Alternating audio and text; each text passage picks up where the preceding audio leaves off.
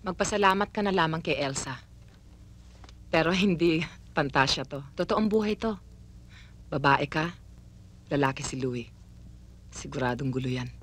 Nina? Nina! Oh, ano naman ba nangyari? Ba't nagwawala yan? Naku, gusto ng coke, gusto ng gatas, pati scotch. Gusto rin lahat ng makita sa TV, hinihingi. Bigyan ko na nga kaya para... Litrato raw ng tatay niya, nasaan? May sulat daw, hindi mo naman sa kanya pinababasa, puro ka raw pangako. Yung tatay niya talagang hinahanap Sagutin mo muna yun. Ako nang bahala sa kanya, ha? Andiyan na! Pag ito sorbetero lang, bubuhusan ko ng maliit na tubig to. Kung makatimbid, pang may-ari ng Meralco, Sandali! Hoy, ikaw kung makatimbre ka, daig mo pang bingi ang nakatira rito, Para sa akin ba yan? Ano ka? Sinuswerte? Para sa awa mo ito, padala na si Senyorita Elsa. Alam na niya yan. Alvin, pag mainit ang ulo mo, mainit din ang ulo ng mama. Gusto mo ba magkasakit siya? Asa retrato ng papa ko? Meron, pero nandun sa opisina. Hindi naman pwedeng dalhin ko yung kung saan. Saan doon? Andun sa drawer, nakatago, nakasusi. Bukas ilalabas ko yun, ipaframe ko ng maganda para makita ng lahat, makita mo. Happy ka na? Asa papa ko? Tawag mo siya. Diyos ko, ang anak ko parang Gestapo. Hindi pwede, malayo siya. Nasa Amerika. Ang sabi sa TV, pwede kahit saan. Saan? Yung nasa TV, huwag ka naniniwala doon. Hindi ko alam ang telephone number ng papa mo. Alvin! Ang trabaho niya, palipat-lipat. May letter ng mama mo galing sa States at may package para sa'yo. Tingnan mo, baka sa papa mo galing. Dali, buksan na natin. Dalian mo na, buksan na natin. Tingnan natin kung anong laman. Wow, picture ni Papa. Ang pogi ng Papa mo, no? Kaya lang, madalag na buhok, no? Mama, rating ba yun ng papa?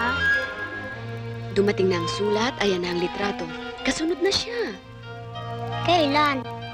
Malapit na. Kailan nga? Malapit na. Alvin, magkakagalit na naman ba tayo? Kaya ako naglagay ng pera dito. Ikaw ang magpapatakbo ng negosyo. Sa'yo ako naniniwala.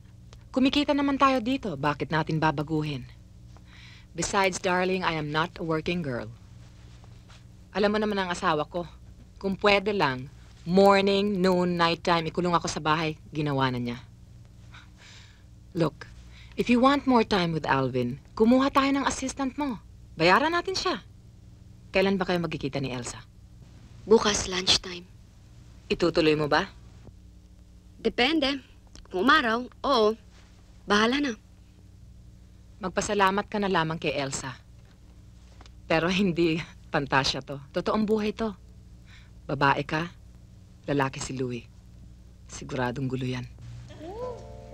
Table of Mrs. Almeida. Oh yes, please come in. Thank you. Ayun ho siya.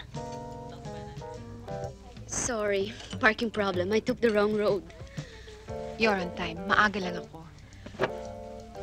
Pumayat ka yata. O baka damit mo lang. 5 pounds in 2 weeks. 5 pounds? My God, that's a lot. Your order, ma'am. Filet mignon, please. How would you like it done? Medium well. Your drinks. Orange juice. Si Louie. Ayan sa likod mo. How are you? Hi. Hi. You're late. No, you're early as usual. I'm on time. Who said so? Relo ko.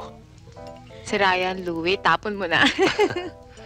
Okay, I'm late. You're early. Hi. Ano, kumusta ka? Tumaba yata tayo ng konti. She lost 5 pounds to be exact, Louie. No, I don't believe. Wear your glasses. Anyway, Lily, meet your new husband, Larry. Your husband. All right, asawa ko, asawa mo. Well, actually, I don't like the idea. I don't blame you. I make a bad wife. Order food. Waiter, please. Let's see. Actually, nagkaroon kami ng konting problema because Louie has to come from abroad. But it has been arranged. Wag na lang kaya natin ituloy. Kumain na tayo. Masarap naman ang pagkain eh. Ay, naku. Basta ang importante sa akin, lumigaya si Alvin hanggang Pasko. Ewan ko baka lalong masaktan ng bata pag nagbagong lahat. Wag na lang kaya natin ituloy. Don't be silly, Lily. A little of something is better than nothing at all. Don't argue with my wife. You'll never win. Louie, Kailan balis natin? Friday, ano pa? On Sunday, he's going to come back from Hong Kong. So you have to pick him up from the airport. From then on, asawa mo na yan. Bahala ka na sa kanya.